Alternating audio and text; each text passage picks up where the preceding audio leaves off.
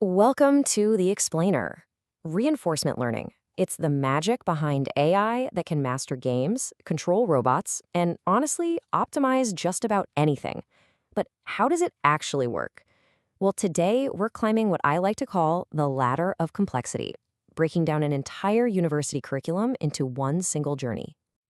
Okay, let's just dive right in. Here's our roadmap for the climb, from the absolute basics all the way to the cutting edge.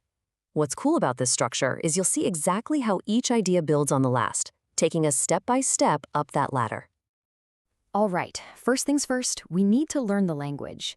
Think of these first 5 sessions as the essential rulebook, the absolute bedrock for everything that follows. Everything, and I mean everything, starts with the basic setup, the RL framework. You can think of it as just defining the rules of the game. We've got a player, we call that the agent, and the world it plays in, that's the environment. And this is the core idea that separates RL from all other AI. It's not about learning from some static dataset. It's about learning through pure trial and error directly from experience. Now let's dial it back to the simplest possible problem you can imagine, the multi-armed bandit. Picture this. You're in a casino, rows of slot machines. You know one pays out more than the others, but you have no idea which one. So what do? Do you stick with the machine that's been paying out okay so far, that's exploiting your knowledge, or do you try a new one that might be even better, that's exploring?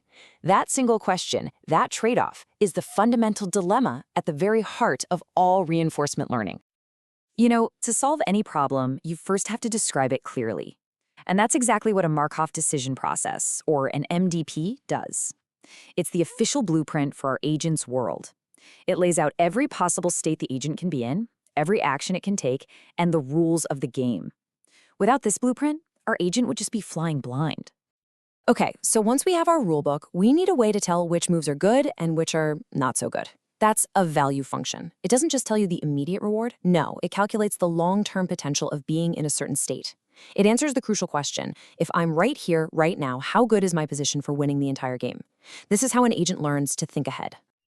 So let's say you have the complete rulebook and you know the value of every single state on the board. What do? Well, you use planning algorithms. Think of this as having God mode in a video game. You can see all possible futures and calculate the absolute perfect strategy. This is the ideal scenario, but it all relies on one huge assumption, that we actually know everything about the world. And that's the crucial point, right? What if we don't have the full rulebook? This next section is all about learning from direct experience, kind of like keeping notes in a simple little table. So, how do you learn without a map? Well, one way is with Monte Carlo methods. The idea is actually pretty simple. Play an entire game, from start to finish. If you win, you go back and assume all the moves you made were pretty good. If you lose, you assume they were bad. Yeah, it's a bit simplistic, but you do that thousands of times, and a good strategy starts to emerge from the noise. But you know, waiting for a whole game to finish is super inefficient, especially in something that might never end, like managing a stock portfolio. This is why we have temporal difference learning, or TD learning. Instead of waiting till the end, the agent updates its beliefs after every single step. It's like a chess player reevaluating their strategy after each move, not just at checkmate. It's just a way more efficient way to learn.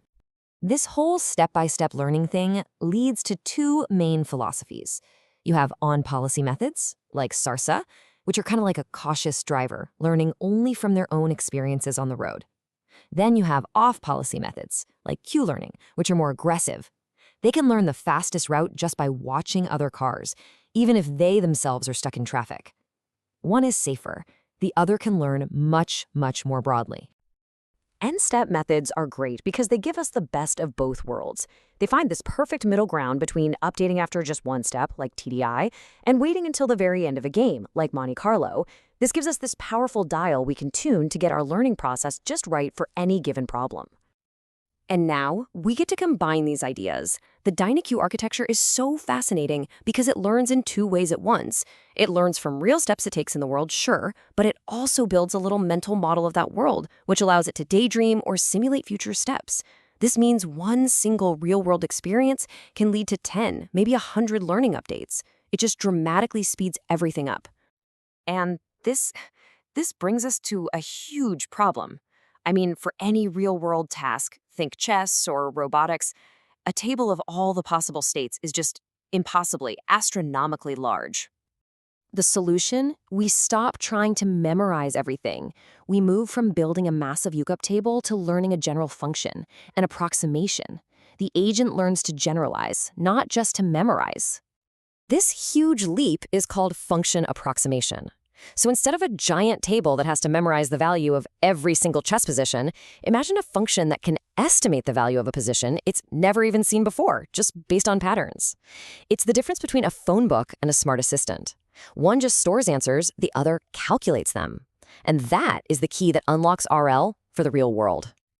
Now, the most powerful tool we have for this approximation is, you guessed it, the deep neural network.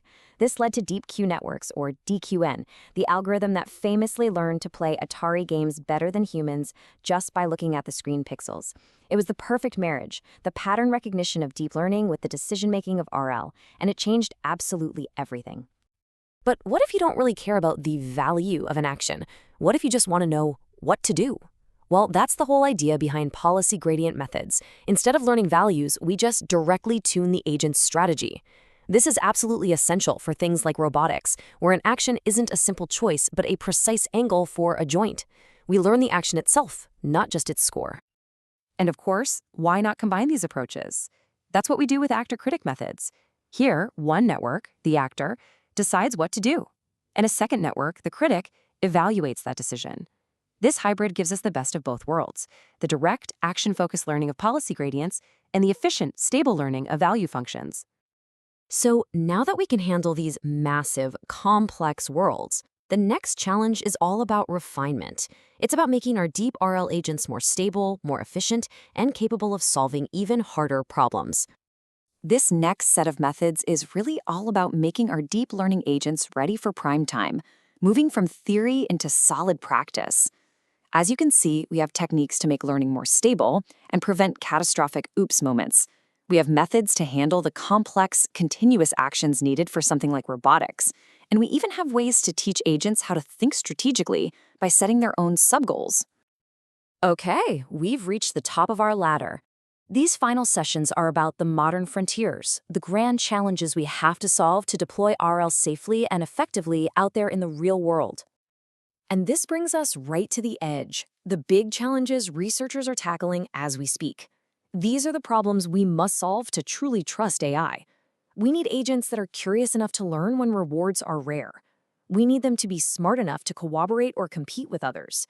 We need them to be able to learn from data when real-world tests are just too risky or expensive.